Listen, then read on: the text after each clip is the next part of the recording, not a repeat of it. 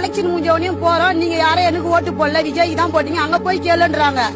நாங்க யாருக்கு போட்டா உங்களை நம்பி நாங்க இருக்கிறோம். மக்கள் என்ன பண்றாங்கன்னா பழக்க தோஷத்துல திமுக காரங்க கதவு போய் தட்டிக்கிட்டு இருக்கிறாங்க. அண்ணே கொஞ்சம் வந்து ஹெல்ப் பண்ணுங்கண்ணே ஏதாவது அப்படின்றாங்க. என்ன பண்ண முடியும்? ஓட்டு போட்டது விசிலுக்கு, ஆனா ஹெல்ப் பண்றதுக்கு மட்டும் திமுக காரங்க வரணுமா? உங்களை நம்பி தான் நாங்க இருக்கோம் அப்படின்றாங்க. நம்பி இருக்கிறீங்கன்னா அப்ப திமுக வாக்களிச்சிருக்கணும்ல. வாக்களிச்சு பவரை கையில கொடுக்காம உங்க வீட்டுக்கு வர வேண்டிய பவர் வர மாட்டேங்குதுன்னு சொல்லிட்டு நீங்க திமுக காரங்க வீட்டை போய் கதவை தட்டிக்கிட்டு இருந்தீங்கன்னா என்ன அது? எப்படி வந்து உதவி பண்ண முடியும்? என்ன பண்ண முடியும்? என்ன இது? திமுக எல்லா நல்லதும் செஞ்சுச்சு, ஆனா எங்களுக்கு தாவேக்கா தான் வேணும், ஒரு மாற்றம் வேண்டும். அவங்க 5 வருஷம் ஆண்டுட்டாங்க, புதுசா ஒருத்தவங்க வரட்டுமே அப்படின்னு சொல்லிட்டு நீங்க தானே போய் ஓட்டு போட்டீங்க. இப்போ நீங்க எதுக்கு திமுக காரங்க வீட்டு வாசல்ல போய் நிக்கிறீங்க ஹெல்ப் பண்ணுங்க அப்படின்ட்டு? என்ன ஹெல்ப் பண்ண முடியும்? எப்படி ஹெல்ப் பண்ண முடியும்? மாற்றம் வேணுமா? ஆனா அந்த மாற்றத்தினால வரக்கூடிய விளைவுகளை மட்டும் ஏத்துக்க மாட்டாங்களாம். இது என்ன மாதிரியான மனநிலை? புரிய மாட்டேங்குதே. அடுத்தது இனி மழை பெய்யும், வெள்ளம் வரும், மக்கள் கஷ்டப்படக்கூடிய நேரம் வரும்.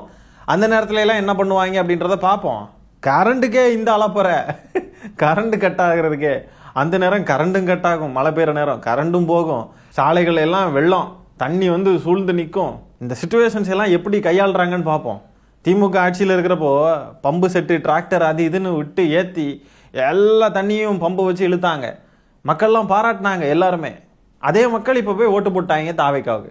பார்க்க தானே இருக்கும். டிசம்பர் மாதம் வரட்டும், நவம்பர் டிசம்பர் வரப்போ தான் தெரியும். இயற்கையே கோரதண்டம் ஆடிக்கிட்டு இருக்கும். அந்த நேரத்தையெல்லாம் எப்படி இந்த அரசு கையாளுதுன்னு பார்ப்போம். அப்போ புரிய வரும், ஐயோயோ திமுகவே எவ்வளோ பரவாயில்லையே அப்படின்ட்டு புரிய வரும்.